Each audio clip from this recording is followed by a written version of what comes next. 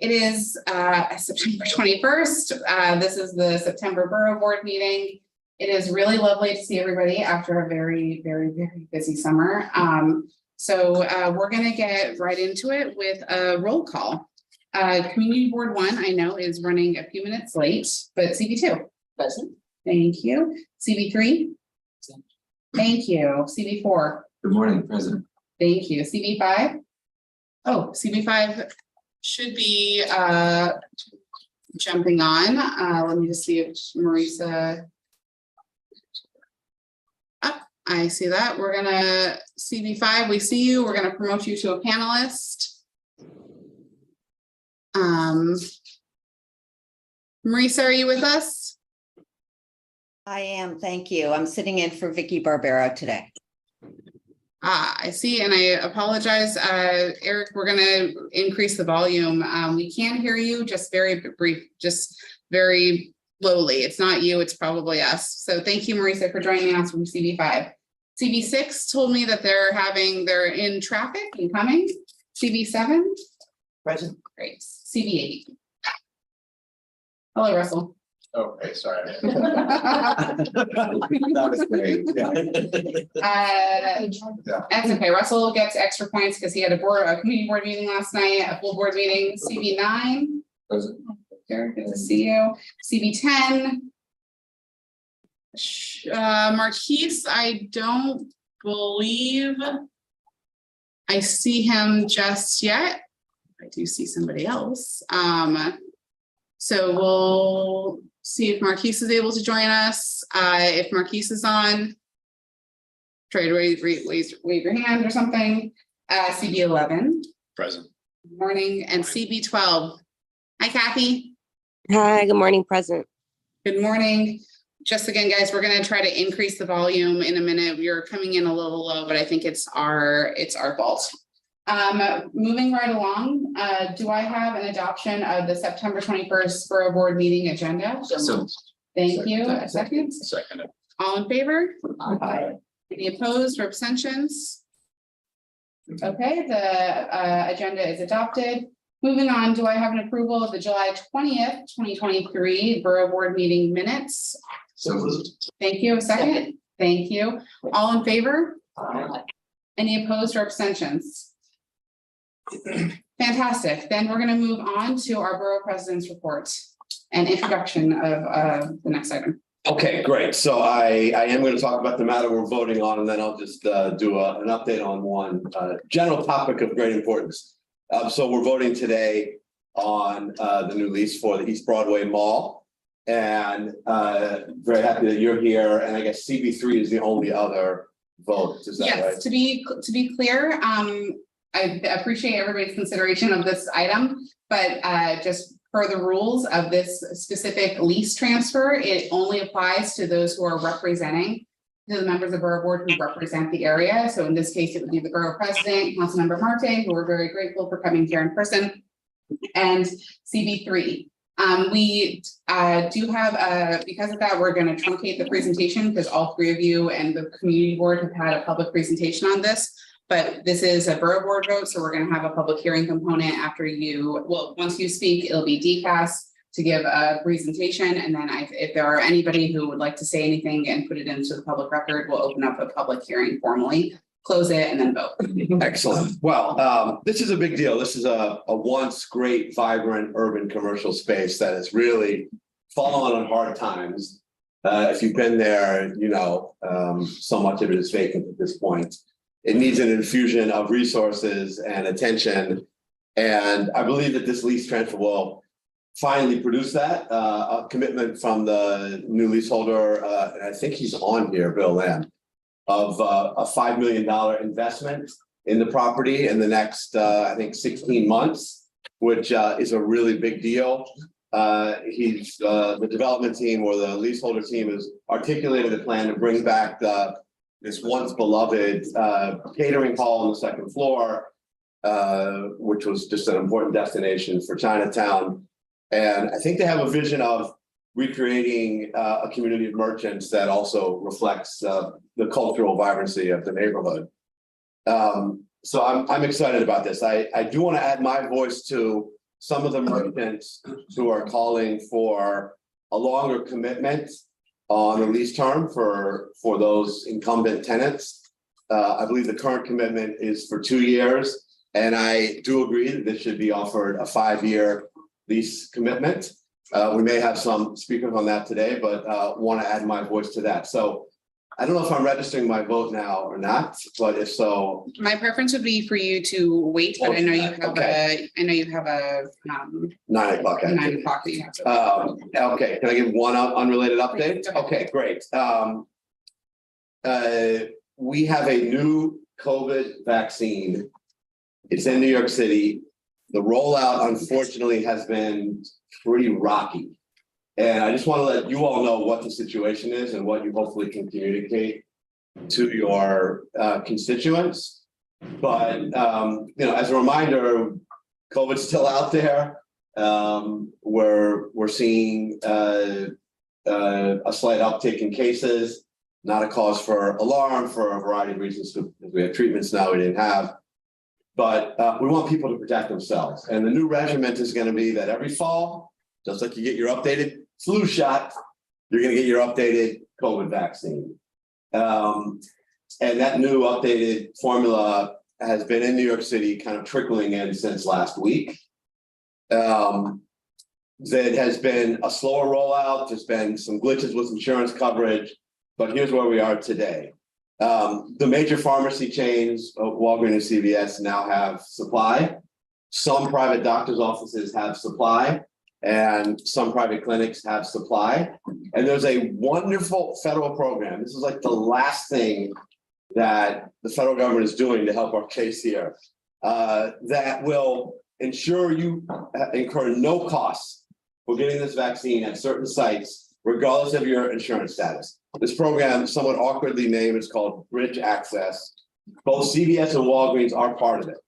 It means that if you are insured and go to CVS and Walgreens, even if your insurance company would normally charge a copay, you will not pay. The federal government covers that cost. If you are uninsured and normally would have to pay the whole cost, you will not pay because the federal government will pay for the entire cost if you're uninsured. So if you go to any site that's in the Bridge Access program, no cost to this vaccine. But that's even a better deal than what you get for flu shots, right? We don't currently have something that generous for flu shots, but you do for COVID. The rollout's been rocky, and we've heard reports of people going to some sites that are enrolled in the program where the staff told them they had to pay. So it's good for you to inform your constituents of what their actual rights are in this. Some of the insurance companies have screwed it up too. I think that's getting better. How can you find out where to go? So there's a federal website called vaccines.gov, which is decent, but the accuracy is not awesome. Much better accuracy is a wonderful Vax Finder that New York City has been running for the last couple of years. That is very accurate.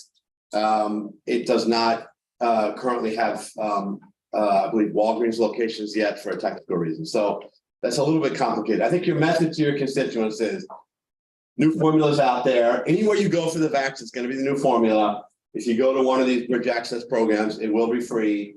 You can check Vax Finder for a lot of sites, and I'll be updating on all my social media channels as new sites are added to the Vax Finder. That's it for me. Thank you, guys. Fantastic. Thank you so much. I just want to say that I think we've been joined by CV1, CV6, and CV10. Majority of everybody, although I'm happy to see some virtually, so happy to see everybody around the full table.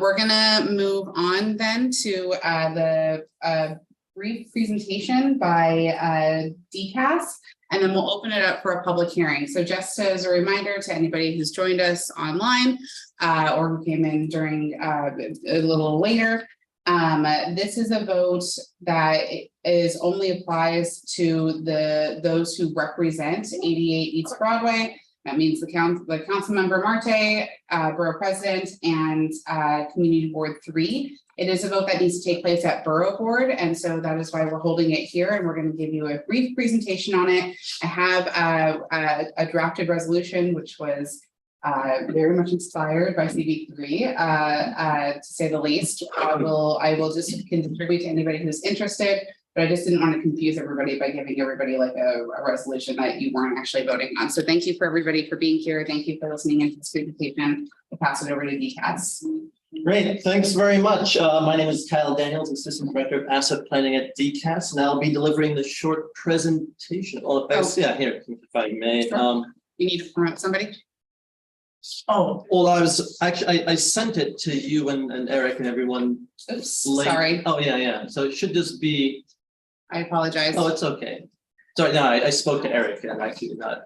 Yeah. Sorry, guys. Now you're going to see my terrible inbox, so please ignore it. Yeah, should this be the, Yep, that one right there. And the presentation, oh yeah, it's the, oh yeah, attachment, the presentation, oh, it's two, oh boy, Wednesday, there we go. It's not, it's two there, but there we go. Okay, so I think most of the folks that are voting on us have seen this before, so in the interest of time, I'll just go quickly through it. Thanks for pulling this up. So we know the location of the mall at 88 East Broadway. There's a few vital facts about it. The brief background is that the ULURP was originally approved in 1979 and the site was let at public auction in 1984. It was just, it was a ground lease and the lease commenced in 85 and the mall was developed on vacant land.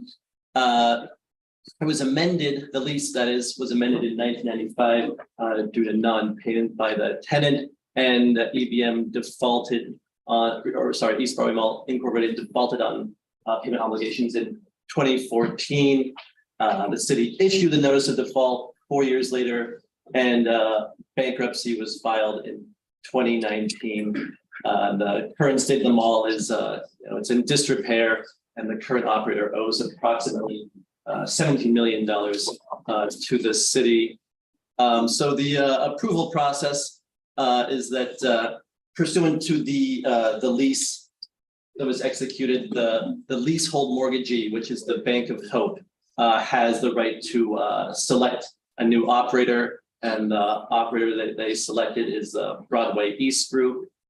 This has been actually just very recently approved by the bankruptcy court. And so the bankruptcy process is moving in parallel with the city process.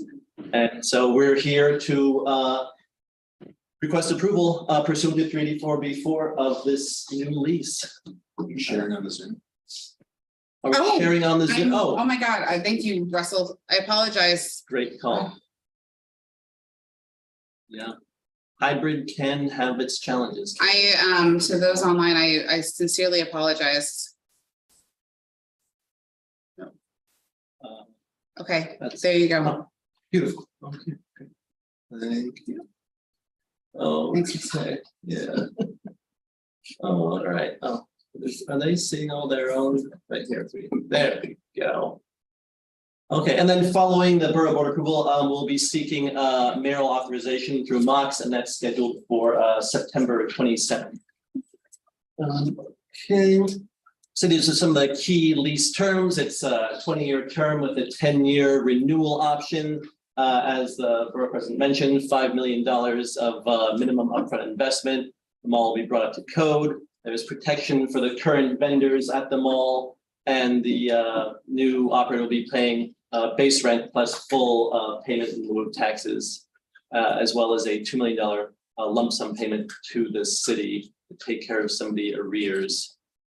A little bit about Broadway East Group, which is headed by Bill Lamb, who is, I believe, on the, joining us remotely today. He has a lot of experience in Chinatown commercial real estate projects, deep community roots, a lot of local support, and great expertise in construction, real estate, and property management.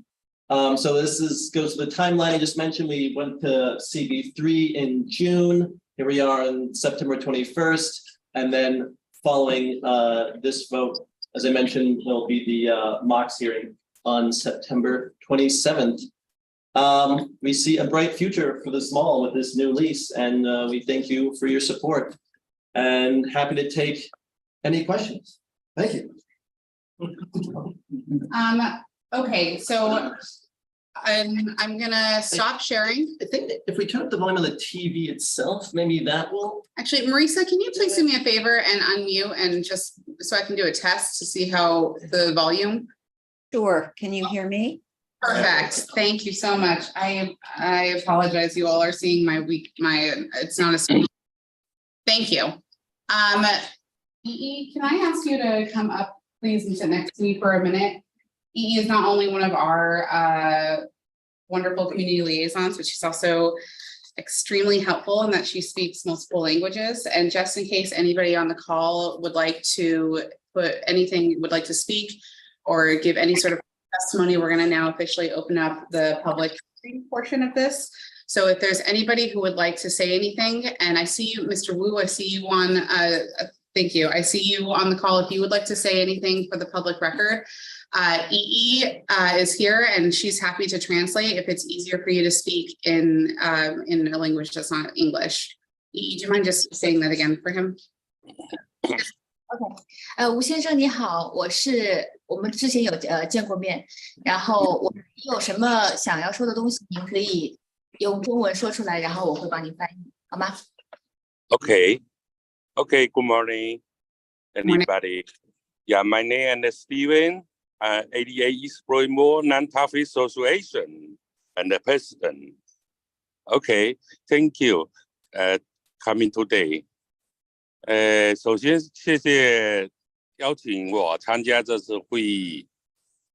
关于 88 East Borough 我在这个 more and 33 years 33年了。对这个 East Borough 有深厚的感情。大家都知道，从 September 11 9/11以后 Chinatown 一直在各方面都是在下调，现在又碰到 COVID-19， 我们呢叫雪上加霜，更难经营。现在关于 ADA Mall 这今后的去向，我们也很想了解一下。Okay? Okay. So Mr. Wu says that he's been in 88 East Broadway for 33 years now, and he thanks us, the Manhattan Borough President's Office, for inviting him to be on this meeting. He said that he had deep emotional connection with 88 East Broadway and Chinatown, that the economy of Chinatown has been dramatically impacted ever since 9/11, and now they have COVID, so it's been very bad. He wants to know the future of 88 East Broadway, to know more details about the mall. Thank you. Oh, does you want to continue anything? 你还有什么想要说的吗？就是现在听说这个末要准备投标，交给新的 new owner 的经营权。作为我们的小商户，我们的商家，希望说可以保留我们的商家继续留下来。我们的要求就是可以给我们在原有的条件之下签5年 5 years new lease， OK， 就是给我们的5年的历史，我们才可以经营。大家都知道 COVID-19 一转眼4年过去了，你给了2年的时间，我们没办法再继续经营。等我们做好了以后，你们2年又到期了，那我们怎么去经营 ？OK？ Okay. 我帮您翻译一下。So, Mr. Wu says that he knows that there's going to be a new operator now in 88 East Broadway. The only thing that the small business merchants in 88 East Broadway want is that to keep the lease, to keep those tenants and keep at least 10 years lease terms, because the COVID has been it's been 4 years since COVID, and if they recover from, if they just keep their business and keep on doing their business after the renovation of at 88 East Broadway. But it's going to be 2 years already. So they need more time to build their business. So they think a 5-year term lease is minimum requirements. Okay. Yes. 吴先生，你还有什么要说的吗？我们商家也很希望政府能够扶持我们振兴这个小商业的，带旺整条 East Broadway and business 所有这个迹象，我们都需要政府来扶持，特别是 ADA East Broadway Mall 这个是我们的华人的地标区。也希望可以保留下来，有一个大型的酒楼，有一个大型的 shopping mall。Okay. Okay. So Mr. Wu said the small business on East Broadway and also in 88 East Broadway Mall, they need more assistance from the government, and they want to keep the 88 East Broadway as their landmark building. They want to have a big restaurant inside the building, and they also want to have a big grocery store, like a supermarket inside the building. I want to move forward, but do you want to give Mr. Wu just any last comments on this, and then I'll turn to our electeds and to DCAS if they want to respond, or if we'll move forward if there's anybody else who wants to add anything to the public record. OK， 吴先生，您我们这最后一轮这个提问了，如果你还有什么要补充的，您可以现在提出来，然后之后我们就会让就是政府部门的人来回答您的问题，可以吗 ？OK， 我现在就是需求的，希望不管是哪一个接手 East Broadway Mall 的。希望可以给我们签了5年的合约，在原有的租金的基础上，也希望可以给我们更多的商户有一个生存的空间了。OK， 谢谢您，谢谢您。Mr. Wu reinforced that they want to keep the current rent and extend it for 5-year lease. And also they want to have more space for the small business and small merchants inside 88 East Broadway Mall. And that's his final request. Thank you. 谢谢您，吴先生。Okay. I want to see if there's anybody who would like to respond. I see the council member who would like to say a few words. And then if there's no other comments to be put in the public record, we'll move forward with a vote. But go ahead, council member. Hi, everyone. Good morning. It's great to see everyone here. I just want to add a little bit more color to what this mall represents to the community. 88 East Broadway was the center of the Fujianese community in Chinatown. People got married there. People went on their first dates there. Every single banquet from every single association in the Fujianese network was hosted there. So it is a community center, and it means so much to this neighborhood. Because of factors that were controllable and uncontrollable, things have gone to disrepair.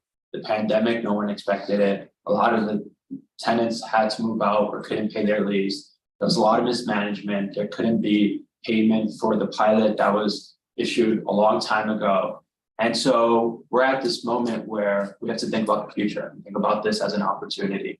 And the proposal that was given by Bill Lamb and his group is one that I think has the full community support for a number of reasons. They're keeping their tenants that have been there and have survived during the pandemic. And I second what Mark Levine, our borough president, said, and Stephen Wu, who's the president of the Small Business Association within the 88 East Broadway Mall, that they should have a 5-year lease, especially that with construction taking 16 months, but we all know probably 2 years, they just don't want to be kicked out immediately once construction is done. And I think we have to give them an opportunity to remain there and see if they can thrive and fit with the new mall. Secondly, one thing that is passionate to the community, especially workers in Chinatown, is that Bill Lamb and his group committed to a banquet hall. It's going to be the only banquet hall of its size in Chinatown. After losing Jing Fong, Joy Locke, many of the social gatherings that took place in Chinatown had moved to Flushing and Sunset Park. And Chinatown of Manhattan is losing its influence as the cultural Chinese center of New York City. And with this banquet hall, it's gonna bring that back to our district and our neighborhood. In addition, they even have gone further. They decided to make the restaurant a unionized restaurant. This is gonna be the first Chinatown unionized restaurant over 30 years. Especially with the closure of Jing Fong, a lot of the unionized workers have been unemployed for the past 2.5 years. And this is a win-win, right? It's not only gonna support the small business owners, but a lot of the restaurant workers, and it's gonna help our labor fight, especially in Manhattan, as we see, labor fights throughout our city. So this is a massive win for the Chinatown community. And knowing that the commitment, at least the financial commitment, is there, not only to invest $5 million to the mall, but $2 million to give to the city to move forward with this project. It's gonna really help improve the ecosystem of East Broadway. And I think people forget about the importance to other businesses that a banquet hall has. Many people go to salon before going to a banquet hall. Many people rent jewelry before going to a banquet hall. It's gonna really help a lot of the struggling small businesses around that corridor. And that's why my office has been supportive of this proposal, because we do see it as the best option moving forward. And I'd like to thank DCAS, the borough president, the community board, for really looking into it and really pushing for the best deal to come out of this. And I think this is the best deal. Thank you. Councilmember, Borough President.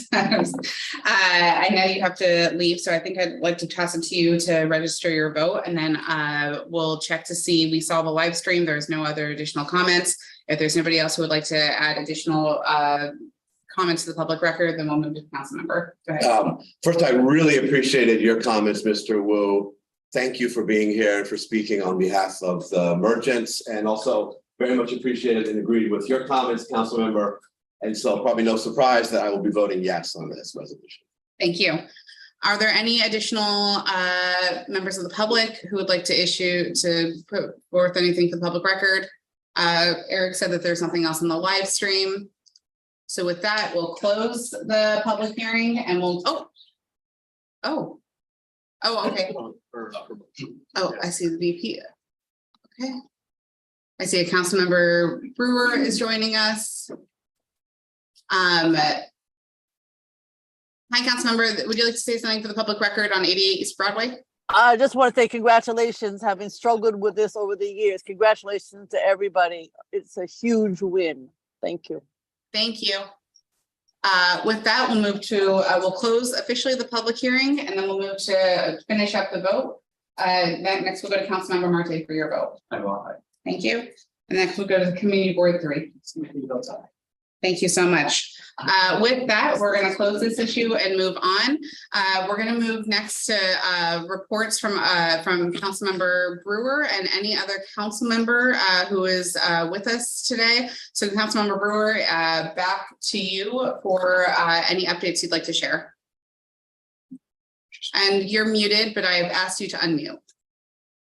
Thank you very much. Two things. One is in terms of today, we actually have a hearing on all of the contracts that the migrants have been dealing with.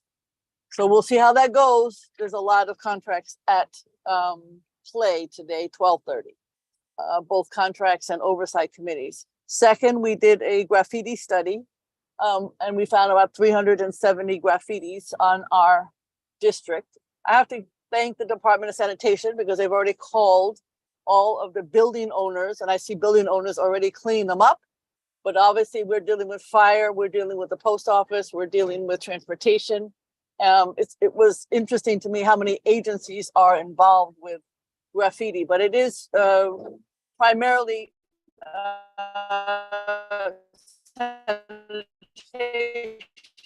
and they do a great job. We had a meeting at Board 7. Thank you, Board 7, with the Liberistas and with transportation alternatives and with the people who hate e-bikes. It was a good meeting because people don't usually talk to each other. And that was I'm sorry to interrupt you. You're coming in very choppy. low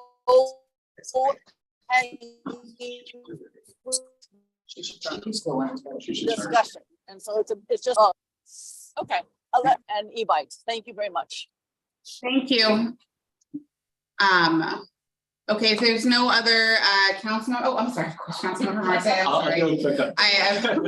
sorry. I'm not used to having any of you here in person, I'm sorry, go ahead.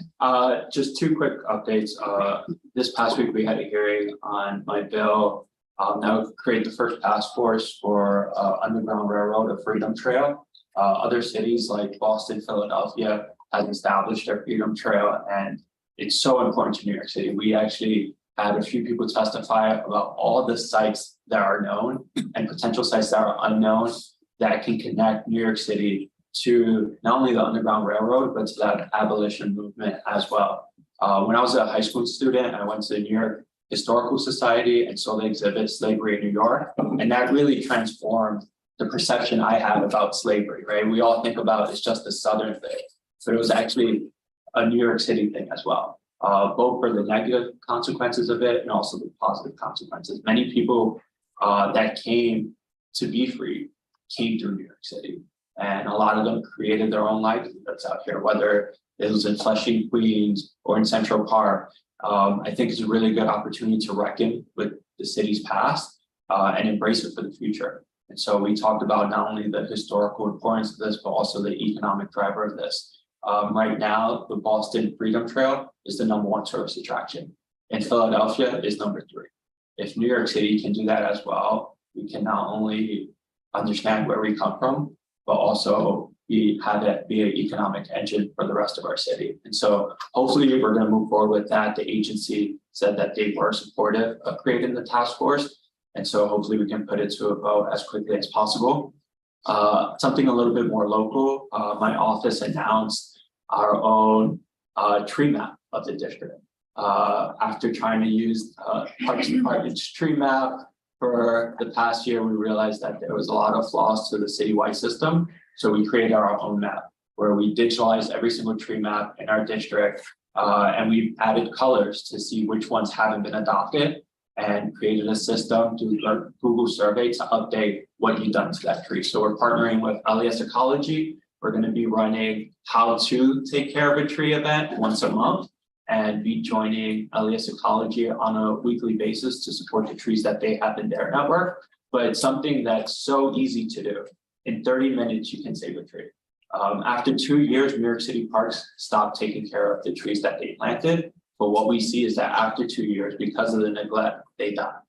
And a lot of the trees that Bloomberg planted in its million tree project are no longer there, and they're tree pits. And so we wanted to take the initiative, especially during Climate Week, to make sure that we're taking care of trees, because it doesn't matter if you put money to plant it, if they're dying only 3 or 4 years later. And this is an easy, great way to take care of your neighborhood. And so we're going to have it on our website, I think, sometime this week, and we postponed the kickoff event to next week.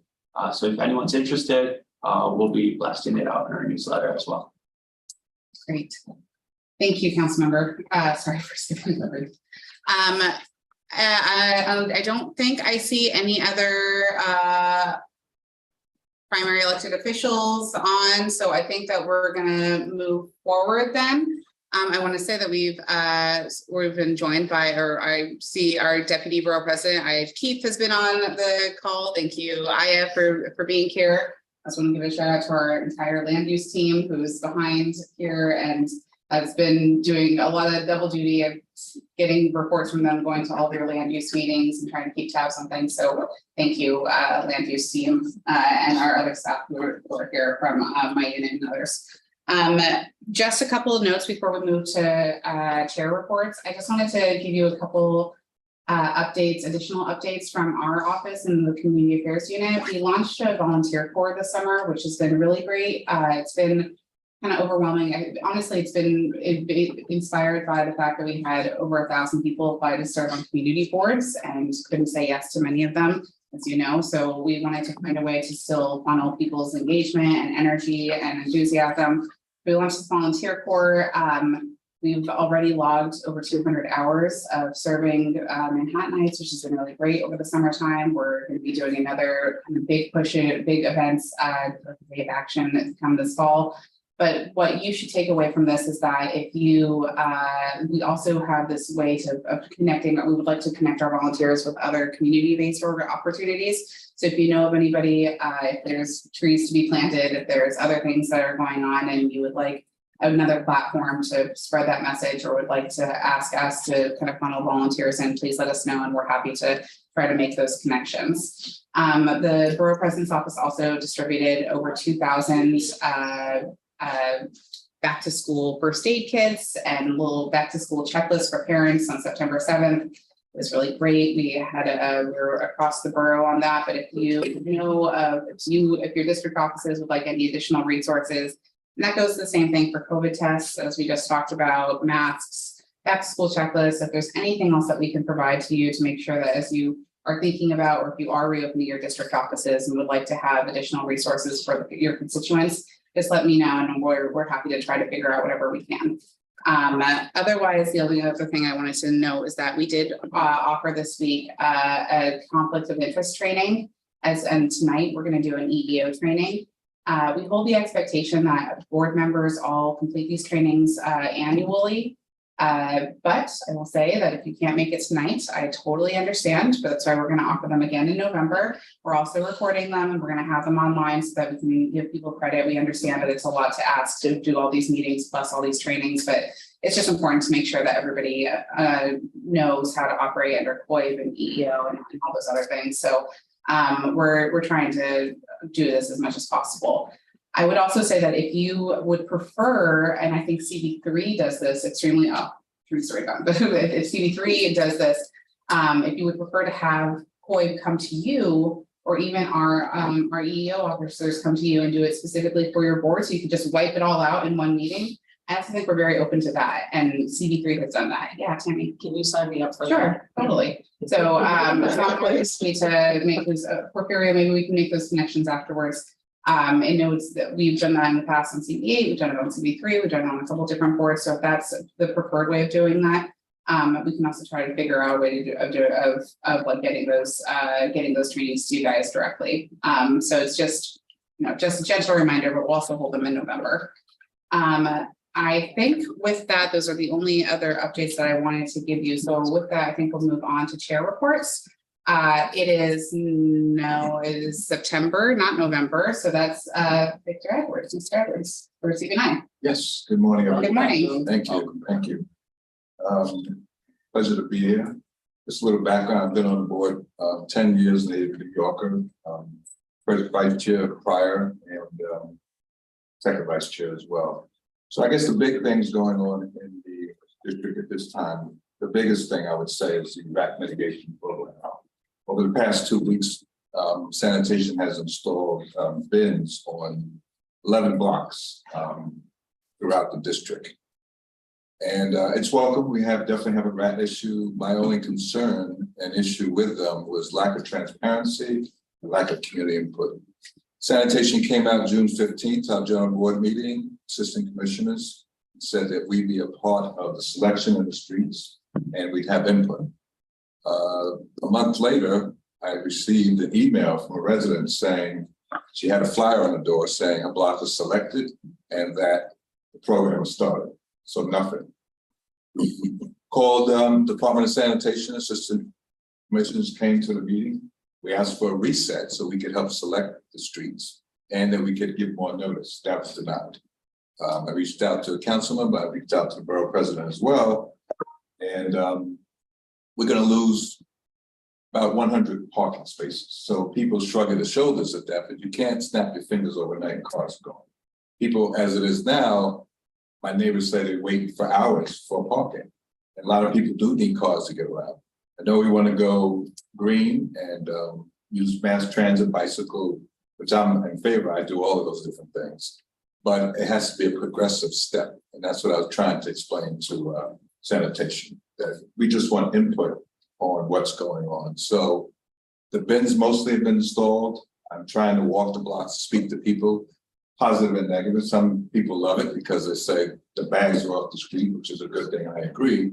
But the other side is, which I had mentioned and it wasn't taken into consideration, we have seniors that own brownstones and townhouses in the block, and physically disabled people who have a challenge bringing the garbage down the street now, lifting it up at least 4 feet and putting it into the bin. So I said, what provisions were made for that? None that I can see of. So I'm hoping during the pilot, these things can be worked out and we can help address those together. The Gothamist newspaper had something yesterday online about one of the blocks where people just said they're ugly. I can live with that. Maybe they can paint them in the next iteration of the program, they could make it more attractive. But if you're looking at attractive versus rats, you know, you have to go, we try to eliminate rats. So that definitely is a work in progress there. So that's the biggest thing. Hybrid meetings that we're doing now. In some committees that we have, we find it a challenge because people have gotten used to being virtual. So we need a quorum to vote, and often we don't have a quorum in some of the meetings. Tonight is my general board meeting, so we'll see how that goes. But some committees, people show up, and others, we have a problem. We sent out the notification that came from this office about that, and we remind people of the attendance rules that apply. So everyone, you know, childcare, job obligations, and things of this nature, but you can't be sick every week. Someone has to come. We looked at and thought about something on a rotating basis, but that could be problematic. So we're still working on it. I mean, it's very comfortable. During the pandemic, sat there with slippers on and shorts with a regular shirt and a tie, and I was young. So, but I can't do that. So that we're working on. Illegal cannabis shops. I've reached out to the Manhattan DA's office several times regarding shops in the area, and I know they're working on it. It's some legislation that's an issue. In my opinion, I just thought it was done backwards. You do the licensing and then make it legal. So now it's just go for yourself. We have quite a few shops that are illegal as far as I can see. And then not to mention street corner dealing is still out there. And I think that's increased. And some police officers kind of look the other way. They don't seem like they want to get involved in that. You don't know what they're selling on the street corners or in some of these shops because it's not regulated. So we're just trying to push that. We're working closely with the DA's office to work on that. So that's going on. And lastly, with COVID on the rise, we obtained several cases of test kits and masks recently to distribute at our general board meeting, actually on the sidewalk outside of our office, and to some of the larger block associations, so that we can get a step up on us before fall really gets into swing. And that's kind of what's going on so far in Sabina. Thank you, Mr. Edwards. Thank you for the welcome. I've got Happy you're here. Thank you. I think Marquise had to leave, so I think we're going to go to CV11, but I just wanted to say I forgot, and Eric's here, reminded me. I wanted to mention, so we did say goodbye to Tommy Vest, who was our general counsel. For all good reasons, we're very happy that she got just a wonderful opportunity to go save the environment, the state. NYSERDA, for sure. Her background was environmental law. We get it. We get it. It's fine.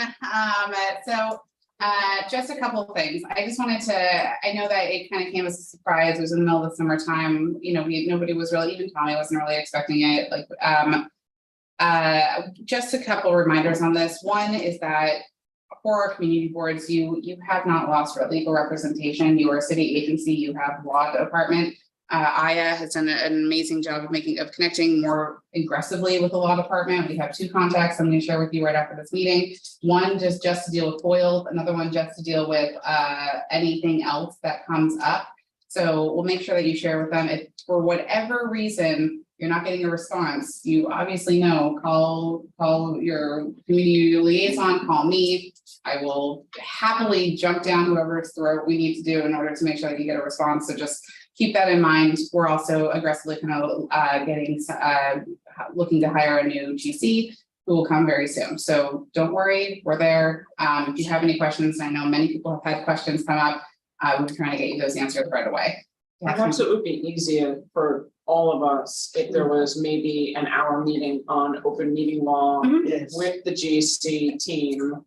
Because pursuant to what Victor's saying, a lot of us have the same problems and we're all trying to solve them. And it would be great to know where we all fit under the umbrella of, yeah, that'll work, that won't. Yeah, Instead of, it's a good idea. I mean, it's a good idea. So Eric was just in the training on this. We'll continue to, I'll look into talking to Ayat, we'll talk to Law and see what we can set up. But totally. In the meantime, we're we're doing here. a resolution, I was gonna say, we're doing a resolution tonight to change potentially the Mhm. rules, because we did one during COVID. Yeah. Because we needed to allow for full hybrid and Mhm. extraordinary exceptions, but even the note that you sent out today, or Dawn sent out about the meeting today. There was new information there that I don't really. The proxy, so you could authorize a proxy. Oh, well, that's definitely, we passed that we passed that like the first borough. Borough board that I, did? like, Okay. yeah, we passed So that that's proxy fine. vote, That's one. like, Okay. under Adele. Yeah, That was like my first community borough board meeting that we passed that sort of thing. That's just Who for is eligible to be that proxy? anybody who you deem, but most of the time, it's, we would presume it would be another officer. But it's anybody who the chair, who's a voting member. Could that apply to regular community board meetings too? So if a member, could a member do that as well at a regular community board meeting? Could they authorize a proxy on their behalf? This was just for borough board, so we did it off of borough board. But legally, It's a well, I good guess, you know, question. But so just to clarify, for borough board, we said that you can send a proxy when there are extenuating circumstances. So meaning that it should not be the regular form of business for anybody to send a proxy. There should be some sort of health issue or some other, I think we laid it out there that says that you should vote by proxy. I always look at borough board as the community board for community boards. That's in my head. So we try to model things off of how we think are best practices for you all. And so one would assume it's a good question and I can ask that you could pass something that would be similar, but we literally changed our bylaws in the first like 3 months that we've been here to allow for proxies. It was something separate than open meetings that we allow for proxies, which is why like council members can send we wanted to make sure that we were technically a little bit more right on the side of like quorum and things like that when it came to these types of things. That might work for a committee meeting where you could get the other board member as a proxy. yeah, I mean, I'm Right. jumping But a it little bit wouldn't to like my work for report on it, people. but in terms of like what is actually possible and legal is very, very cloudy, because I didn't know that proxy was allowed at all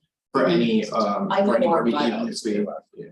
I mean, our bylaws prohibit it All right, and they've always prohibited it. So I don't know what the source of that. It was simply a philosophical viewpoint, Mhm. or was it something that we were advised to do? Is it charter based? Yes, yes. We definitely did not advise on proxies, but we made the change for proxies in borough board, I know because. One, I don't think that like borough board, the votes needed to make sure that we were still hitting quorum and we knew that. As we move closer towards hybrid, I wanted to give us the more space in order to have that flexibility. Because voting members of borough board are both the chairs and the council members for the. So like I said, yeah. just a legal session for the boards would be great if we Sure. could cover the new open meeting laws and we could cover, obviously proxy goes into that conversation and what qualifies in that. Just even to start with that would be great. I mean, I know FOIL and everything else, but I think the struggle, you've heard me say it. Mhm. I don't wanna have to decide whose childcare or sickness or qualify. I mean, Yeah, we're at a point of going back full in person and saying, that's it, we can't, because we have the office call every board member every meeting, and it's brutal on the office. Yeah. Brutal. totally understand. We'll definitely look into trying to getting a legal session together. In the meantime, you should expect an email from me before the end of the day, just with those contacts, just so that we have them. And then, we'll find our way from there, but just wanted to make sure I mentioned that beforehand and obviously we're always here. Want to make sure that you guys particularly I know for people who've taken off August and now are ramping back in, I know it's an adjustment. Okay, moving on to CB11. Sorry about that. Quite all right. Good morning, everyone. Welcome back from summer. And I guess I'll just take that as a bridge point because we have a resolution, but it's not an executive dealing with this exact issue that we as chairs have discussed. It's going to address both the legislation that was passed by Governor Hochul in May of last year, I believe it was May, that allowed for participation in the meetings in a hybrid environment where they could vote, but it wouldn't count toward a quorum for extenuating circumstances. And we're coupling that with the previous one from earlier this year that was amended to the open meetings law, which allows for extenuating circumstances and to be as it pertains to the Americans with Disabilities Act. So that way you'd have a qualifying disability and we're doing self-attestation. So we've presented both that form and that reso. We will vote on it hopefully by next month. That's typically what we do is we have a cooling off period for edits and review by the members. So we'll let you know how it goes. We have executive tonight. Let's see, let me check that off. And thank you very much, Tricia, for letting us know and who we can get the points of contact for FOIL and everything else. All related. Summer Streets, Parks tours, we had a massive amount of participation with our members. In fact, more than we had pre-pandemic, more people coming out to see all of our parks, to see what we need to be addressed, whether it's tree pits, rodent issues, which we also share. You should probably get in touch if you haven't. The Rat Czar, Kathy's great. We also delivered that report during our budget consultations. In fact, we had a conversation with Steve Simon that was fairly productive and they're very much aligned. And he wants to make sure that rather than just waiting for budget requests, there's something that they already have when it comes to maintenance that they can address right away. They want to be notified about it ASAP. So he's expressed that interest. We did, though, at the very end of that, talk about Richard Toussaint. Richard Toussaint was a very important person to our neighborhood when it came to park preservation, especially in the northwestern part of Ward 11. We had issued a resolution calling for a park to be named after him and also a walkway. Parks has said we can't do that. You got to choose one or the other, and that the Parks Department is putting pressure because the widow doesn't want to pass away before acknowledging the work of her husband. We discovered during the meeting that the park in question hasn't actually transitioned to parks, but is held by EDC, possibly SBS and DOT. So it's in this purgatory. And then we're at a point of review where we have to either pull the plaster and make a decision for the entire walk only, or do we see if we can get mayoral support in the administration to make something happen there. It's a real challenge, but he's worth of note, the contributions he's done for that part of the district. Definitely is at the same level as, say, Francis Mastrota, who's still with us as well. That was, and DSNY, you're not alone. Anyone else has problems, please send, we have an email chain, just retitle the subject. We're having a real pain with DSNY, especially when it comes to the temporary consolidated garage that's up there. They're refusing to actually take our consideration for Randall's Island. Even though that was part of our rezoning agreement, and they're trying to renege on it and still hold on to properties in the southern part of the district that we'd like to be assigned to public housing, not public housing, affordable housing. We also, right before going to summer with our executive committee, we passed and renewed our moratorium calling for no new substance clinics in the neighborhood. I'm sure you know, as we have is the first OPC. We're still receiving a lot of complaints from the constituents there on an ongoing basis. So it's something we're chasing down. The other couple bits, we have our license and permits in EcoDev. We had our Mexican Independence Day and Hispanic Heritage event this weekend. Really successful. Previous years, 116th, second and third was trash. This year, the businesses came in, they said it was spick and span. Everyone was really happy with it. And now there are conversations to proceed with possibly going into a bid, which will they're starting an initiation on 125th Street. So I just want to say it's important for us to insert ourselves into situations and be that bridge and solving problems. And this was a case of success. The other fun bits is we have our executive committee meeting tonight. A lot of stuff we're going to be engaging with Timbali Terrace, which is an affordable housing unit, mixed use.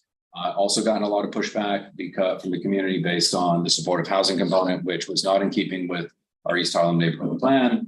And it's also concentrating it with one vendor. who has not had the best track record. So this is something we'll be having a public hearing next Tuesday, along with two other ULURPs. One other ULURP in our statement of district needs and budget. The other thing I'd love to get feedback from all of you at some point is the bicycle situation. When it comes to, especially the motorized, not your proper pedal. I actually was walking on 96 in Park and got struck by someone on a city bike while I had my kid in tow, and I had to yank him out of the way. I know there's proposals coming forward when it comes to whether to license, insure, so that way we can track. But I just want to put this out here. I'm 6'3", I'm 205 pounds, pretty sizable guy. A 10-year-old or 6-year-old to get struck, they don't know how to break a fall. They hit their head, it's game over. And we shouldn't have to walk to school. I'd ask you guys, and I'm a big activity guy. I like to bike. I won't bike anymore because of the weekend warriors. I don't rollerblade anymore as a result. I'll walk and jog. So I'd love to get your feedback as we pursue this, because it's really, we can all live together. And I think it's just about consideration. And then last bit, we're starting Coffee with the Chair. So going out into the neighborhood, I talked to our neighbor right over here, Russell, and possibly bridging, because we have some overlap on that 96th Street corridor, pulling out our chairs of committees to say, hey, get to know us. We're not just sitting in a vacuum. So that's one of the fun bits. Sorry to take a little bit of time. No, it's fine. Thank you. Thank you. Just a couple things, and then I need to ask you a question before you leave. And Kathy, I know you're coming next. I forgot, I was texting me on the side. I forgot to tell you the other big piece of news. I think 5 different offices have reached out to me asking about PEGs and the possibility that community boards would be required to do that. Aya and others have been on the phone constantly with OMBs trying to figure this out. You guys are not included in that.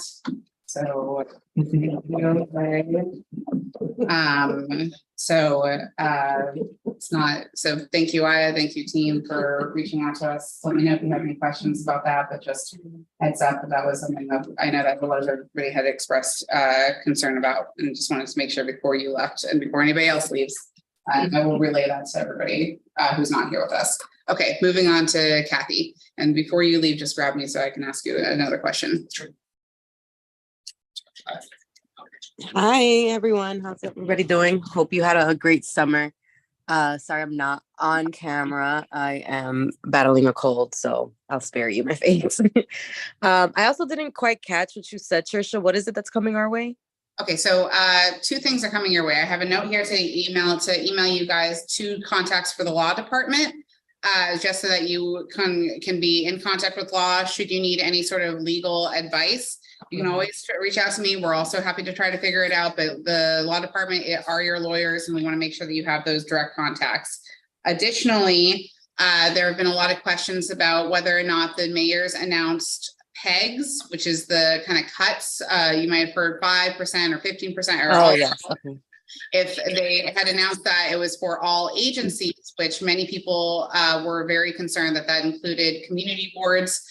We reached out to OMB aggressively trying to clarify this for the boards, and we've heard back that it does not include community boards, which would have been pretty devastating to boards had that gone through. So don't worry about it if you have nothing's you are unaffected by reviews.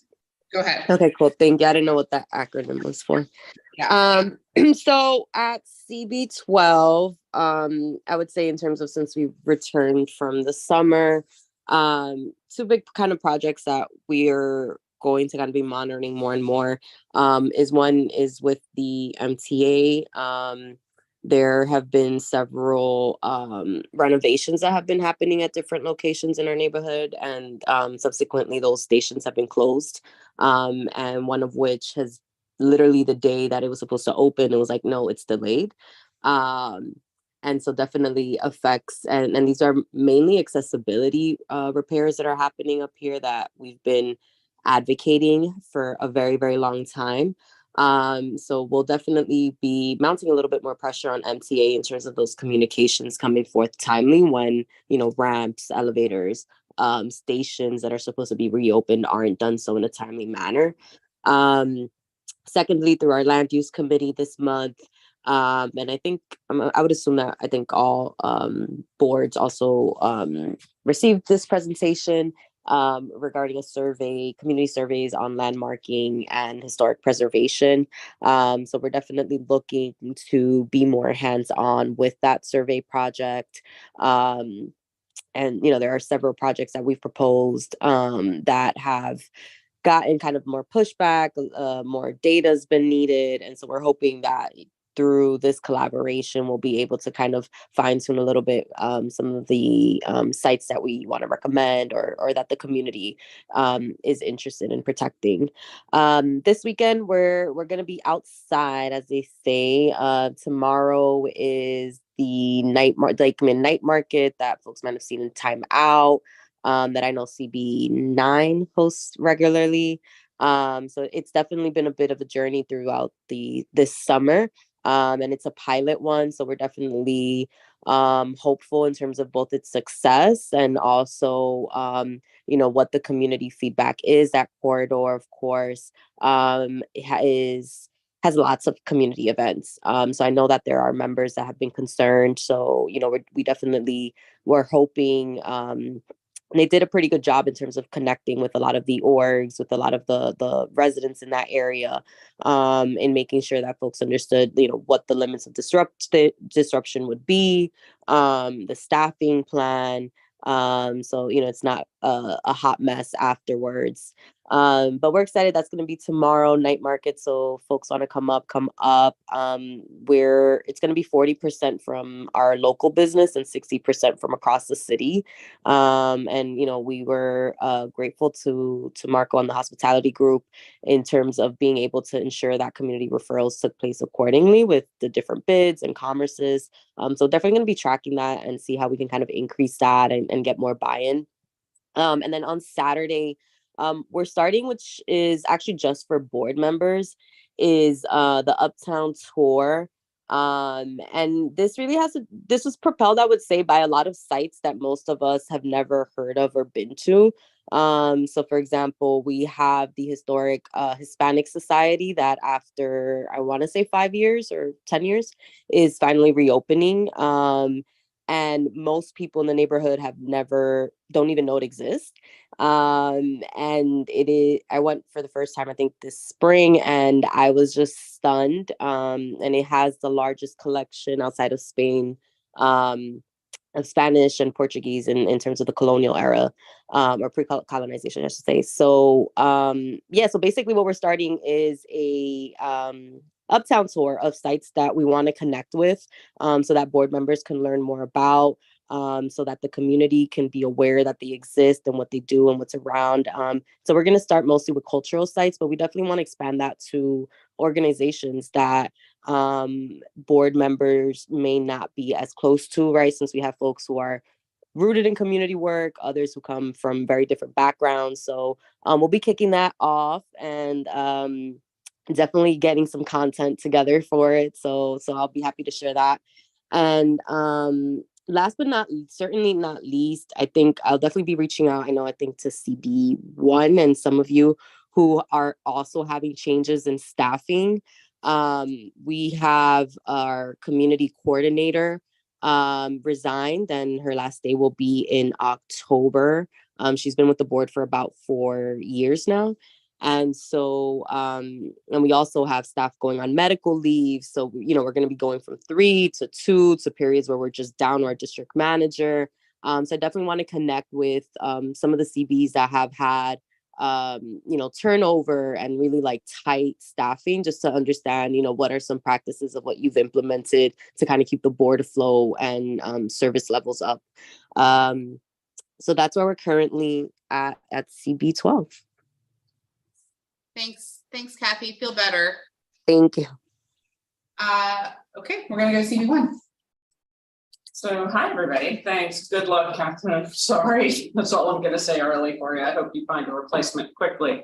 I do want to talk about community engagement since July and how that works for those of us who are off in either July or August. We had a resolution in land use that'll go to full board because it was a really frustrating summer. Staffing not included, But we're actually passing a resolution asking for tolling of actions of CB referrals from August 1 to August 31. Or however, pursuant to the way the charter lists that the community boards are on.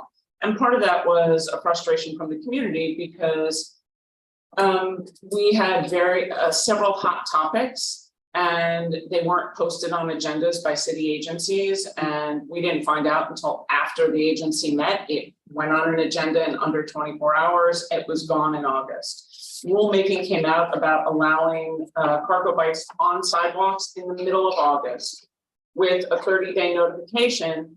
Quite frankly, most people found out when they came back after Labor Day. And then there was a week and people were, quite upset that we didn't send something out in August. How could this happen? The community boards have no opportunity to opine. Well, we don't have time to opine on rulemaking anyway, because it's only 30 days.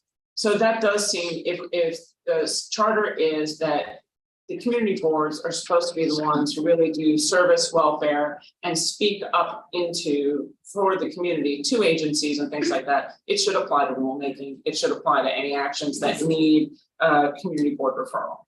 So that's a big thing because it started conversations in July and just kept coming. We passed resolutions to cut down in support of the bills that are going forward about obscured license plates and placards and things like that. It is a huge issue in Lower Manhattan, partially because we have placards and obscured plates, or vice versa, everything that goes with it. Also, the noise mitigation monitors were widely supported.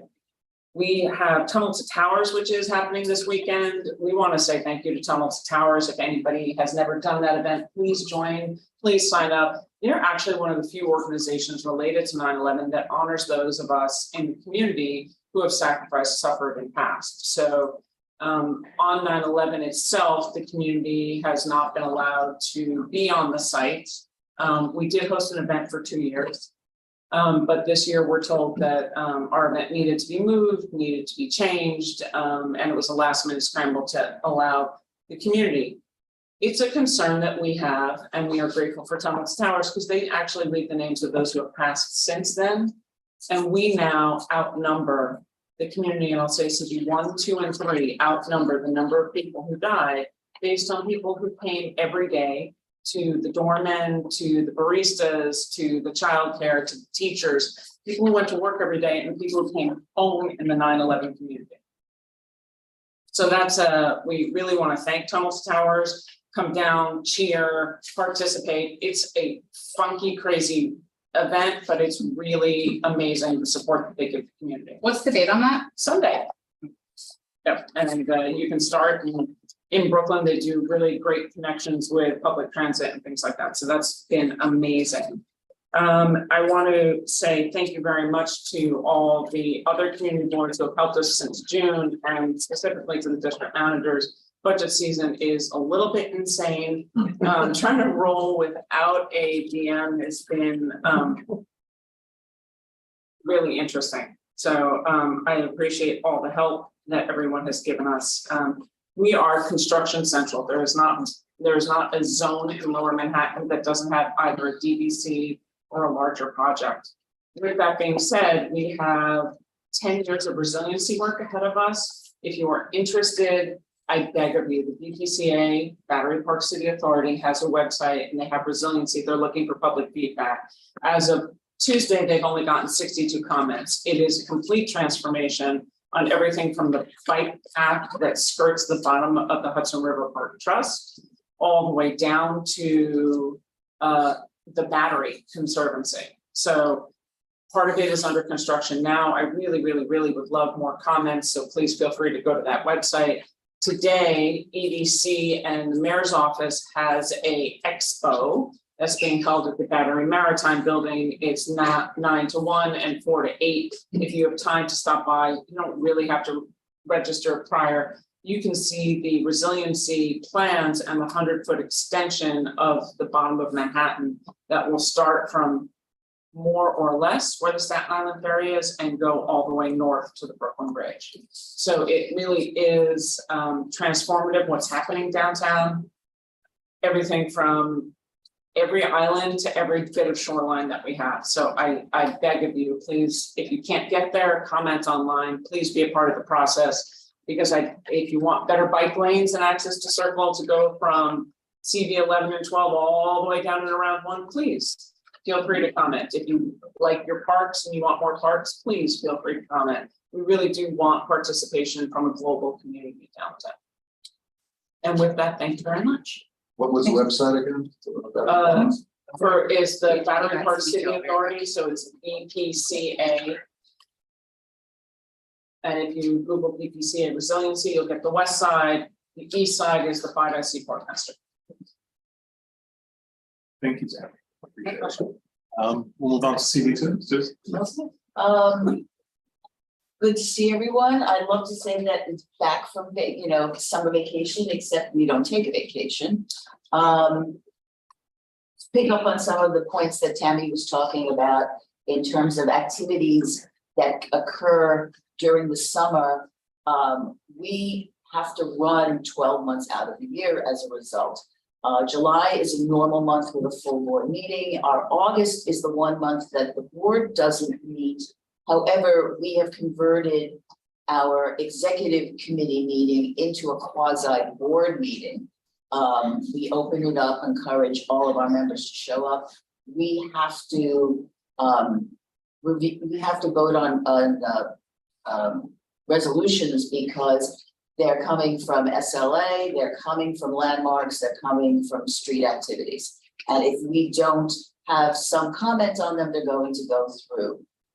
Over the years, we've found that there are applicants that we say, oh, they're using the summer as an opportunity in the hope that we will not be able to comment. So we've had to adapt our conduct to make sure. Now, of course, tonight, which is our full board meeting, we will be again presenting them for ratification so that we have a proper, board comment on all of these.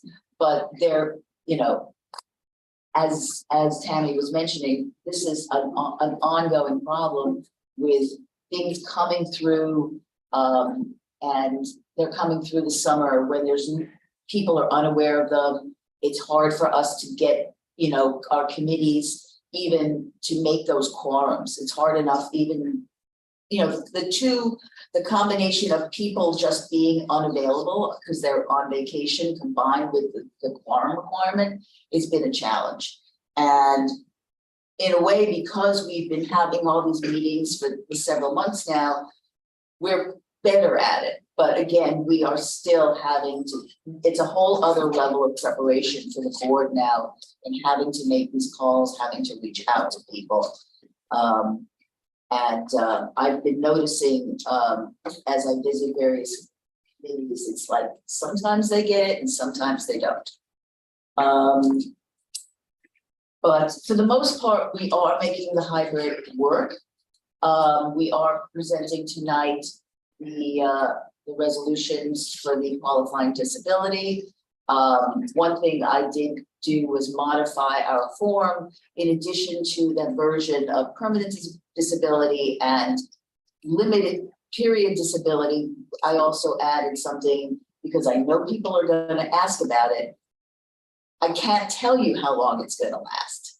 So instead of having them say, I will be back in, back appearing after X date, I left something where you can say, we don't know at this time, but we will keep you informed. Mm-hmm. People are still, that's why it would be great to have a formal presentation. I am still getting questions about, oh, is this a qualifying disability? Mm-hmm. Or what do I, how do I vote? Do I not, mm-hmm. That whole situation.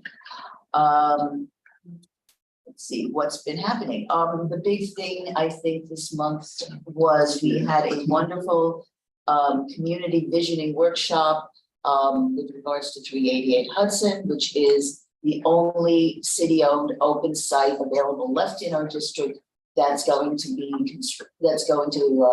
a site for 100% affordable housing. The northern half.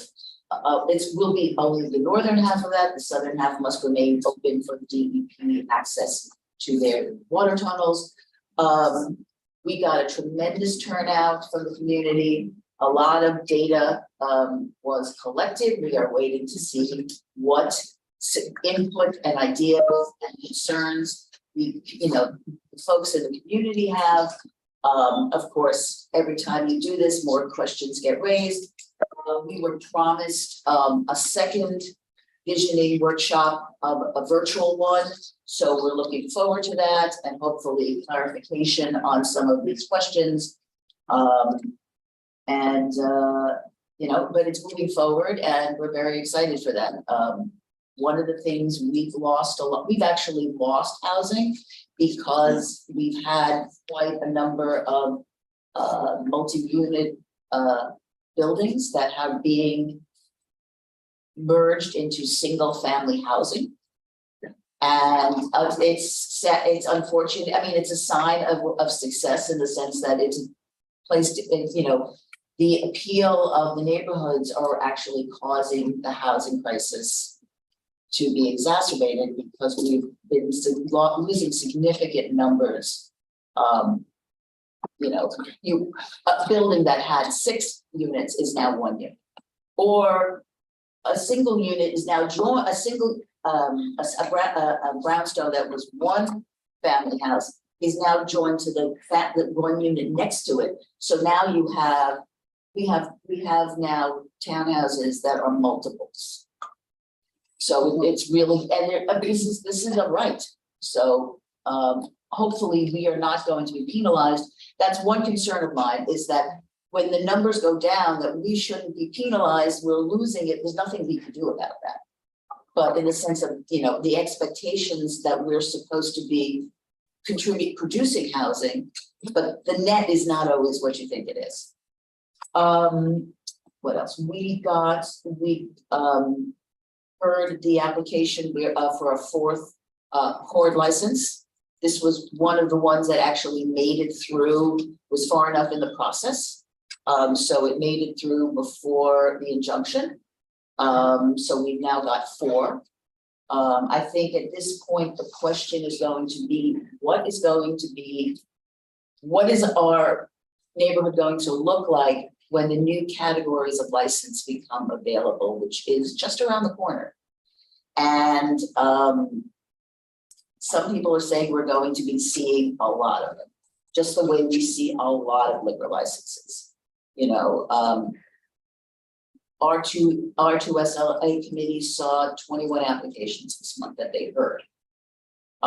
So if people are going to see this as a, business people are going to see this as a destination, just the way they come for entertainment, is it also going to be a magnet for a lot of the general dispensaries and the on-site consumption?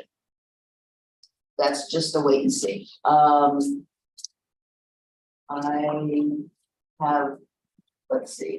wanted to bring up, the borough president was talking about that bridge plan and the COVID. One thing that I've noticed recently, a board member came and was talking about, who was online for a vaccine, that we're seeing that seniors are having difficulties because they are not computer savvy getting the appointments, and that there's a concern that people who are in that super vulnerable population and should be in front of the line in order to get these, because they don't know how to go about getting the appointments, which are all online. They're not, the process is not working for them. I don't know if you can make an appointment through 311, but if you can't, I'll just say right now that, I'll look into this right away. If you can't make an appointment through 311, then they should call our office for right now, and we'll try to connect them with an appointment that way. I totally hear you, and the online system is extremely annoying if it's just that way. But I'll follow up with you on that. I mean, it's not simply a complicated system. I mean, that's age bias. You've got a population that is just not tuned into accessing services in that manner. So I just wanted to bring that up, and I think that's it for us. Tricia, Susan brings up a really good question. I think it comes to community board appointees when you're looking through, I know we just got through it. But I think that's gotta be a consideration in the question, because is there an expectation when you are appointed to the community boards that you go to meetings? Yes. And we put it down in our appointment letters, we put it down on our application. What is Absolutely. We're having no issues with new members going to meetings, we're having issues with. Meetings. And for me, I have issues with all members necessarily, old and new, but we are also the 9/11 community, so there are a bucket of health issues, and there is the conversation of whose health issues are worse than the others to what qualifies, and I'm not a doctor, and Tommy had said that we shouldn't be in that pool, but then that leads me to a point of saying nobody gets it, because I don't, So one of the things, I was just actually showing this to Jeffrey, one of the things that we do at CD6 is we have an RSVP form. And on that, we have an indication if you have a disability or temporary disability. And we don't ask what that is because we're not required to. But because of, we actually just made an amendment, that's the resolution I just sent you. Where now that if you have it, if you self-certify as having a disability, you can still show up, but virtually. So. count for quorum. And count for quorum. So Well, if but the problem is the, we don't, sometimes that affects us, we don't have enough people in the room, one. Or two, some of the people who self-certify choose what meetings they go to and what they don't. And I'm like, if you self-certify that you can't make it to a committee meeting on a Tuesday, how is that different from a committee meeting on a okay, Thursday? so the self-certification is just for challenges of actually being in the room. But then the other thing that we put through our bylaws is an actual attendance mandatory. If you miss, I think it's 3 meetings in a row, you can be kicked off the board. And we I have kicked people off the board. yeah, and then I re-brought that up with the executive to say, you know, I know this could be an awkward thing because we have to vote them off. And we all said, yeah, we're willing to do that if they miss. Ours was 3-0, but it could be 2-0, 3-4. We have. Yes. We do have to be careful though, when I have people qualifying disabilities who are, they're virtual in some, they are physically present in others. It depends on the space that you're, the venue and the condition that they're in. They, you know, sometimes they are simply, it's too hard for them based on what they're nobody's health is, it's up and down. I agree. So, But they have to attend either physically or virtually. absolutely, absolutely. And but one of the other thing I'm seeing is that as sort of life is more normalized after COVID, I see more people being, for example, their jobs are sending them traveling and things like that. So, you know, it's, That's the harder. that's the harder. Because right now travel for work, we don't really count. Right. Because if it's a habitual. Well, that's the thing, right? So if it's unanticipated, if someone like has a one-time thing, we excuse it and, you know, allow them as an exigent circumstance. But if it's a habitual thing, we actually had a member who had to leave the board. Who was a young person, who was a working person, who said, well, now I have to travel a lot for work, so I can't physically be in the room anymore. And she, you know, was a very thoughtful person and said, you know, I'm gonna resign from this because it is a habitual condition, not an exigent circumstance. no, I mean, I understand that. It's just a question of then we have to then go make further inquiry. And every time you make an inquiry, you're always, you know, a little concerned. Sure. What I'd say is just, and then we'll move on because I want to get through the rest of the reports, but we do really emphasize attendance. We have kicked people, we have removed board members for attendance issues. I've spoken to many board chairs about exactly who's missing these meetings and you know, like, and trying to see what's going on there. We take it very seriously. I understand ever since the quorum piece has really come to the forefront, we've really tried to hammer this home. If you have people who are missing meetings, I would love to know about that because we want your boards to be functioning. And if they're missing meetings constantly, then they're not, then that's not working. So you should let me know and we'll have conversations about it and try to figure it out. But absolutely, it's something that you've seen, we hammer home all the time. And although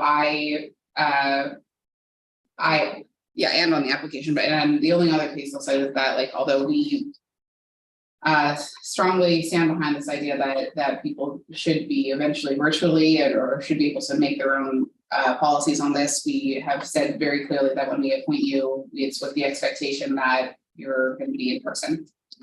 except for extenuating circumstances as your board lays out. Okay, sorry, we're gonna move on. Tarika has left us, so we're gonna go to Jeffrey and CB4. Thanks, Trisha. Good morning, everybody. Just a couple of updates. We are very excited that construction has begun on the installation of a new leg of the 10th Avenue bike lane from 38th to 52nd Street. Markings are going down and some, as they call it, Kermit was installed in a couple of blocks this week, so we're eager for that. Eventually it will run from 14th to, and connect to 38th, but we successfully advocated for that construction to start in the north because of some of the complications of intersection design, particularly around 14th Street and 15th Street and 10th Avenue. You guys have heard me mention a little pier called Pier 94 many times over the past year. And just as a update, as we engage and work with our city agencies, the lease was officially signed by EDC and the partners to redevelop the pier. So our goal is to get that pier redeveloped, right? We want that done as effectively and as efficiently as possible. And so I'm really happy to report that EDC reached out like within a couple of days of the lease being signed to request attending our executive committee meeting in October, and then set up a regular cadence of meetings with EDC. And separate from that, our elected officials have organized regular meetings and updates from the construction teams.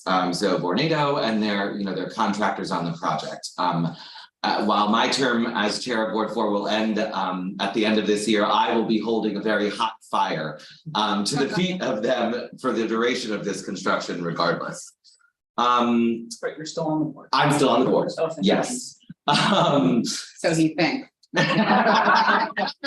Ding, ding, ding. Also, thank you. And then just a lot of folks have also heard about the proposed rezonings in the Chelsea NYCHA campuses at Fulton Houses and Elliott Chelsea. We are very involved in conversations with NYCHA and the developer that was chosen through an RFP process over a multi-year process on this. We are holding a public meeting. We held a public meeting this summer where NYCHA had a presentation, and there was a series of questions that we, not a series, a 6-page letter of questions that was sent to NYCHA and the developers, and we're beginning to get those answers and begin the feedback. We have a public meeting that is largely meant to be a sort of a public hearing this coming Wednesday between our housing and Chelsea land use committees. And just from a framework perspective, our plan is to keep this on as a dedicated public hearing at all of our full boards going forward. We had a rather ruckus full board in September for a number of reasons. We had terrible audio equipment also, but separate from that is that folks felt since there was actually no business about this topic on the agenda, that the board did not have intention to hear them. A lot of these folks are new to community board process. So we realized that it was important to like physically show people that like this issue is acknowledged because we know it's significant in the community. So that is how we're going to manage that going forward. It also allows for this public hearing to take place before our public session. So that can sort of be seen as being top of the meeting, both from sort of wanting to make sure the board is seen as a place for people to come and voice their position, regardless of what the position is. And so that's something we're going to be putting into effect. I'm not sure at October whether it will be October or November, because we're thinking there'll be a significant sort of release valve from our September meeting, and we're going to want to sort of figure out from there going forward. But that's our plan of attack on that. From a timeline perspective, the scoping and EIS work is underway, and so that will be a full ULURP that we will be embarking upon, of course, with the council member and the borough president and all parties relevant to a ULURP over the next 12 to 18 months. So Great. Small things, as Thank always, you. in our community districts. It's a great idea. Thank you. Next, we're going to go to Marisa from CB5. Hi, everybody. I'm Marisa Mock. I'm the district manager for Community Board 5, and I am here representing Vicky Barbero. She apologizes for not being able to attend. I'm just going to read her statement. CB5 passed resolutions of support on an application for Central Park Conservancy's request for 2 public bathroom redesigns, an application for evaluation for landmarks designation review for the Howard Building at 570 Fifth Avenue, and an application for a new liquor license at 377 Park Avenue South. CB5 also passed a resolution citing strong objection to a request for an intercity bus stop on the east side of 8th Avenue between West 28th and 29th. After hearing from more than 50 members of the public citing multiple objections. And the day of our full board meeting, the city council voted to extend the Madison Square Garden special permit for a shortened term of 5 years and not the 10 years recommended by the City Planning Commission, a much shorter term than the permit in perpetuity sought by Madison Square Garden. The vote was momentous and a victory for our community, and we are grateful to Councilmember Botcher for his unwavering and exemplary leadership on this issue. CB5 will continue to advocate on behalf of our constituents, as well as millions of users for the Penn Station we need and deserve. And that is the CB5 report. Thank you. Thanks, Marisa. See you tomorrow. Yes. Great. We're going to move to Kyle on CB6. Great. Good morning, everyone. So CB6 is in the middle of our annual Hell Week, which is also known as UN General Assembly. Dealing with that. But thanks to all of our police officers and staff and transportation for all the work that they're doing. It is what it is. Having worked in your district. Yeah. It's an occupation. Yeah, exactly. Yeah. So just a big sort of victory from the summer that we're very happy about. As many know, CB6 is one of the lowest amount of green space in the entire city. Since I became chair 3 years ago, that has been a big priority of mine. We opened up in my first year some space at St. Barton Park that had been closed off for a generation to the public. And then this past summer, we actually secured $4 million in funding for Dag Hammarskjöld Plaza, which had been severely underfunded for a very, very long time. The ground literally sinking and is one of our sort of like pearls of the district, especially during UN General Assembly when a lot of people use that space to protest and utilize the outdoor space. So very special thanks to our president for his advocacy on that, and then also to Keith Powers, who got the $4 million in addition to a lot of other money for green space in our district. A big issue that just popped up again is the closure of Mount Sinai Beth Israel on 16th Street, losing about 700 beds. In the district, they've been losing billions of dollars in the last 10 years and are on track to lose 150 million this year. So it makes sense from a business perspective, but the obvious concern is the patients in our community and getting services. So I've been talking to Tariq about a potential joint task force on what this could look like and supporting our constituents. And related to that as well as the 14th Street corridor, where we've seen a lot of like open markets and sanitation issues and things like that. The specific area is in CB3, but obviously we share that corridor and want to do some work on that as well. Again, in terms of green space, one of the big ideas that came out of our board was pretty wacky, which was to get rid of the FDR and think about ways to envision that. We worked with a urban design planner. We're still in the works with on that to see what that would look like. And obviously we'll speak to the chairs of the other boards that are affected by that as well. But special thanks to our president, who yesterday talked about getting rid of the FDR in downtown and re-envisioning that as green space. Before you talk to people. Yeah, but we're excited about it at CB6 because that's something we've been thinking about, because a lot of the busy area and the UN and things like that make it a very complex part of that stretch in our district. Another thing is a lot of other chairs have talked to Board 6 about modernizing websites and utilizing Airtable in the work that you're doing. We've been a huge proponent of that. So anybody who's interested in that, if you look at our website, we're completely accessible. All of our resolutions from 40 years ago are up there as well, and everything that's pending as well. So you can actually, anybody from the public can actually go onto our website and see the work that we're doing in real time. So if anyone is interested in doing that, implementing that on your boards, myself and our district manager, Jesus Perez, is more than happy to welcome you into some sort of strategy session or anything like that. And even the RSVP form that we've been using for hybrid meetings is based in Airtable as well. It's very, very easy and convenient and very, very helpful. And then with that, in terms of modernizing, already sent to Tammy the open meetings law resolution that we put that was based on the guidance from the president's office. But a nuance in terms of what we are putting forth is modernizing the open meetings law as a whole. CB6 in particular has been on the forefront of this because of our particular space issues in our district, which have always been hospitals. hospitals that no longer want big groups of people gathering in their spaces. So we have been extremely starved for space, and we've been very, very lucky to get things last minute. But it hasn't been a productive solution to that. And I know other boards have dealt with that as well. But we want to, again, advocate for a virtual option to include that as an option in addition to completely in person and in addition to hybrid, because each board works differently. Each board has a different constituency.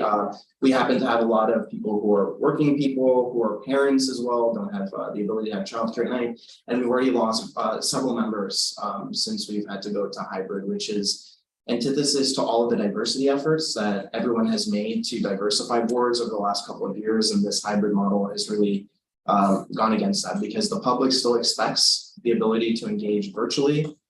So any space that we do use needs that option to record, to stream, to connect to the internet, and we've gone paperless as well on that. So all of our balloting is done through Airtable again.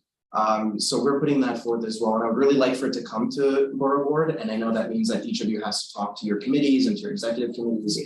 So if that's something that you can vote forward, I can send a draft of what we're working on for our meeting next month so that you can, use that as a template. Or at the very least, just so even if you can't, bring that through boards, show some support for other boards who are struggling with that because it is a mess.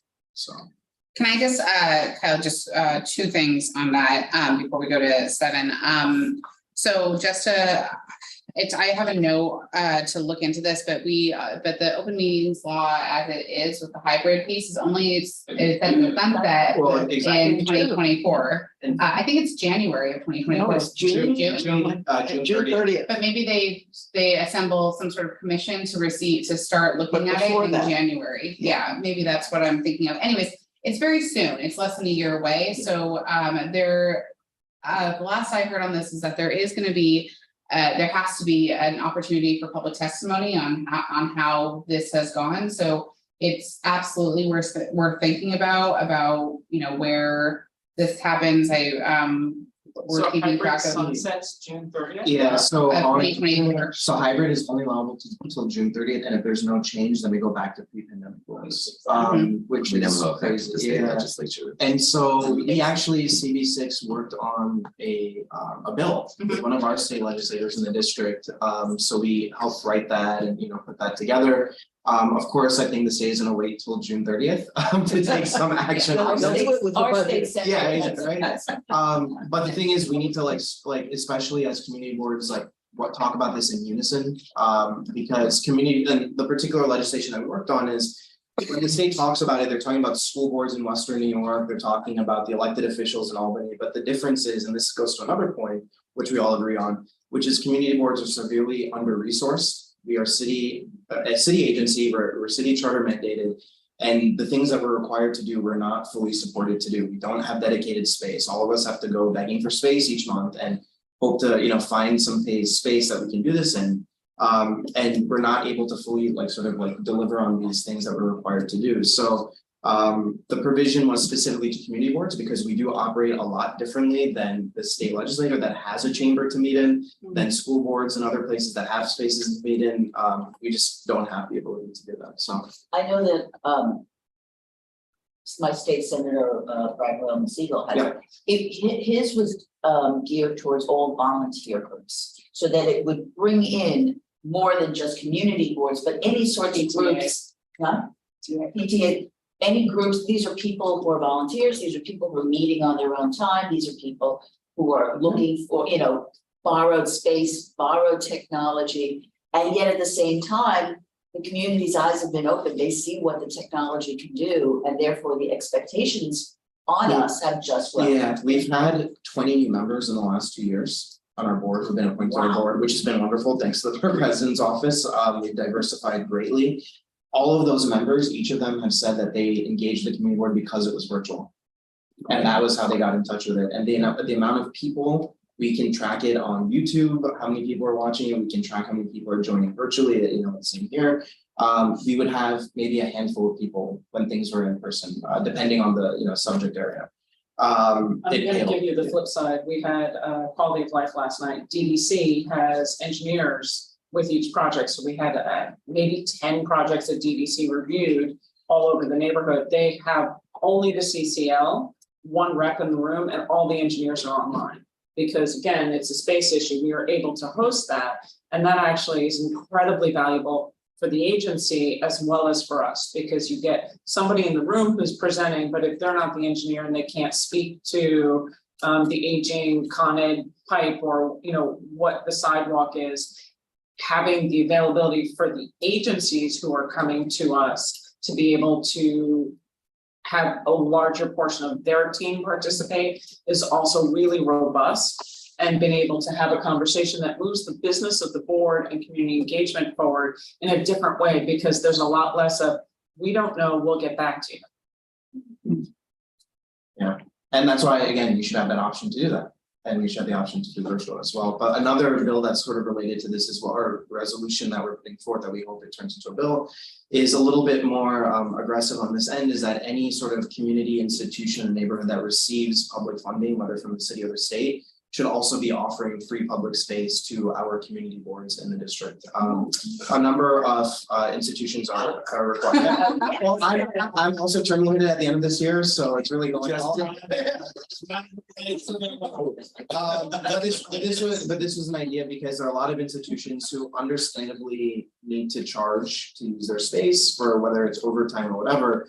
But again, we are severely under-resourced that we can't afford to do that. And if they are getting taxpayer dollars, they should be offering space to taxpayer dollars, like institutions, right? So we're putting that out as well on that, so. That's fabulous. Okay, guys, I want to finish this up. One last thing before anybody else leaves. I just want to say really quickly, next month, we're trying to pass a borough board resolution. I have a feeling that Russell may talk about this, but it's you heard from a right to counsel before in the middle of the summertime at our last meeting. There was a lot of discussion amongst the chairs saying we should pass this. We didn't pass it because we didn't post about it. We wanted to give all the boards the opportunity to weigh it in their own committees. Right to counsel has been doing the work. They've, I think, now gotten some sort of action item from 5 out of the 12 community boards, and I anticipate that the majority of the boards, a majority of boards will have done something on this by October. So just heads up, if you haven't been reached out to on this, we can make the introduction to make sure, but they are kind of really moving along, and I want to respect it. It's something that's important. So we're careening towards a vote on this in October, and we invited Right to Counsel to come to Borough Service Cabinet tomorrow. So they will be, if your district manager is coming to that meeting, then they'll hear it too, and they'll be put directly in contact with that person who's that team is coming, just like they did to you guys in the middle of summer. Okay, Beverly. I just want to underscore my support for a real effort here towards influencing the renewal of the legislation around hybrids, because I think the fully virtual option should be available, but there are a lot of other things, and I have felt incredibly uncomfortable making the decisions about who should be in extraordinary circumstance and who should not. And I got a lot of pushback, and it's very ugly. And it's just not a position that board chairs should be placed in. So something needs to change. And I think documenting those issues over the next month or so will be really helpful to underscore the kind of changes that we want to see. We did send a letter in support of the right to counsel that was approved through our housing committee. And I think it went out within the last couple of days. We also sent a letter to DOT from that I signed, but it was supported by both our DOT and business committees, laying out some preferences and concerns of the community board around dining out New York City regs that are currently under development. There was an hour-long conversation about whether we should do it at all, given that the regs aren't there, but our concern was that once the regs are actually out for public comment, the wiggle room to make changes gets fairly tight. So We did actually do that, and the letter, I guess, went out within the last several days. Do you think that- Including things that were sort of generically concerns of the board over many years. We didn't break new ground in terms of addressing the particular law, and we accepted what the law was as a starting point. Can we have the borough president's office support the community boards who have passed many resolutions on this? I understand the mayor's office has consultation on the rulemaking process for this, but the community boards have not been asked to participate in any way or manner, which is unusual because we're the ones who deal with the aspects. So, And there will be a 30-day comment period. but only. before the 30-day, Yeah. before the rules are done, we'd like to be able to have representation in the discussions of the rulemaking process, which I understand according to the law, the mayor's office has consultation. But, so we'd like to be able to work with the mayor on this to see what we could do, because Happy to share our letter if it's helpful to people. Again, you know, it's kind of a complicated situation since we normally respond to regulations. But there are things that are obviously left for the regulations that are also hugely important to us. So there's gaps you may not realize, because we found out that the new rules will apply to pedestrian streets as well, because that is DOT property. Wow. Okay, DOT had announced a redesign process for the avenues of the west side for Amsterdam, Columbus, and Broadway. We were very excited, and we've been reaching out to them regularly for the last month to get someone to come and let us know what's actually intended, and they're ducking. So we're not really sure what that is, and we'll continue to pursue it.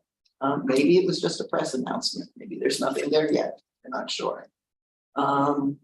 Migrants are a huge concern in our district, because we have many sites, and we're particularly concerned over the impact on our schools of the increase in numbers of students, particularly those needing English as a second language assistance.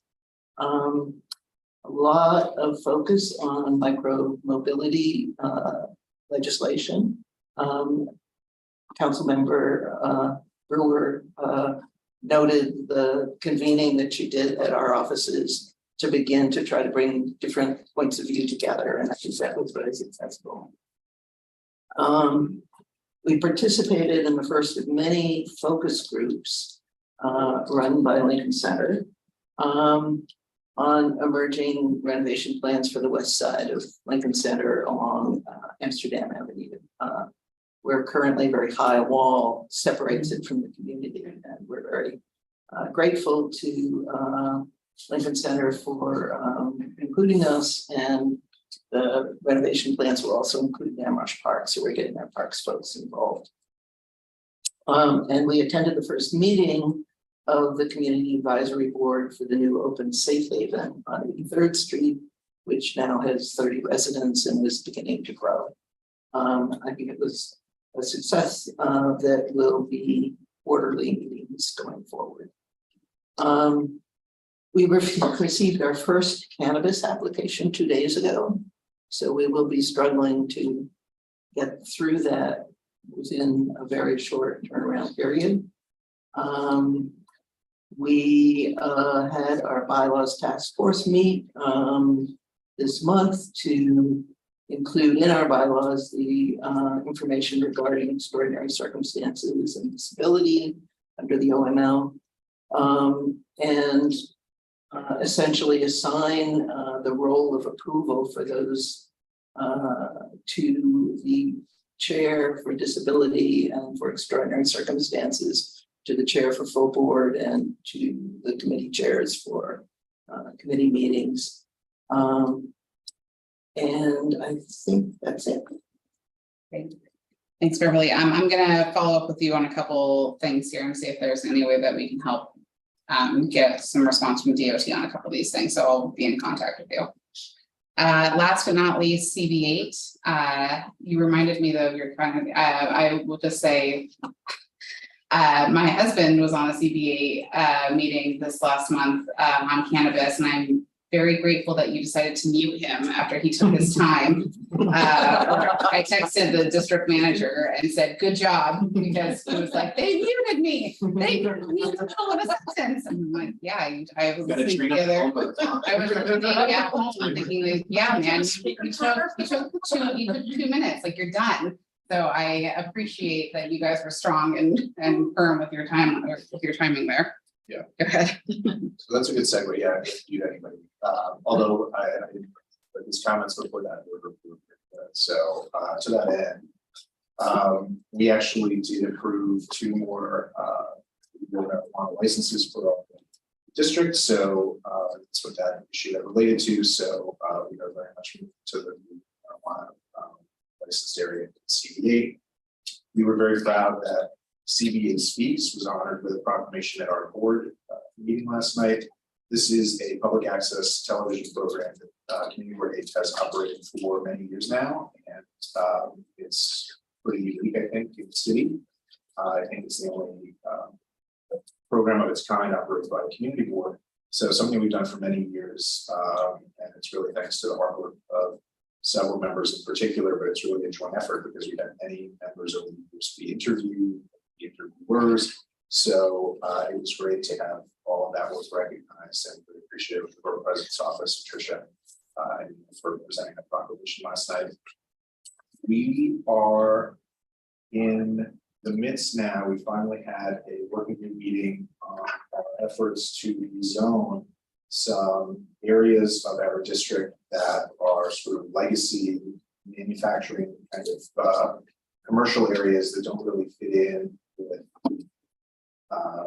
residential nature of their surroundings. And so in an effort to get more housing, we're trying to convert these areas, which are sort of left over from the era of the Rhine Gold Brewer and things like that, trying to convert that into residential zoning so we can get more affordable housing in the district. And this is something that was actually mentioned in the Borough President's Affordable Housing Report. So we passed a resolution in favor of moving that process forward, and our working group on that is moving forward. So we'll be coordinating with your office, hopefully on that in the near future to help us move that forward. And the last thing I will say is just that we were part of CBA co-sponsored and participated in the annual Upper East Side 9/11 Memorial this past Sunday. So very pleased to do that, which went ahead and was a success despite the terrible rain that we had. And so that is it for my report. Great.